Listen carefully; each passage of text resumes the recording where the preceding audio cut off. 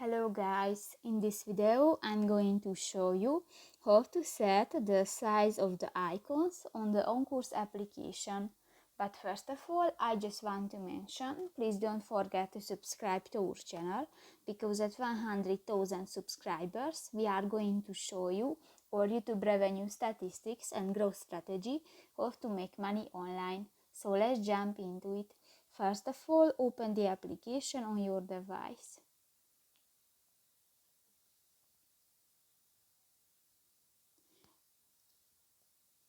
Go to the three lines at the upper right corner of the screen and tap to the settings section.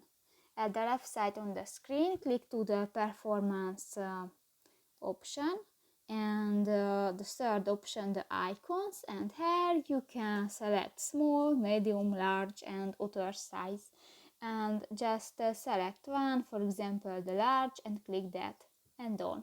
So that's pretty much it for this video guys. See you in the next one. Bye bye.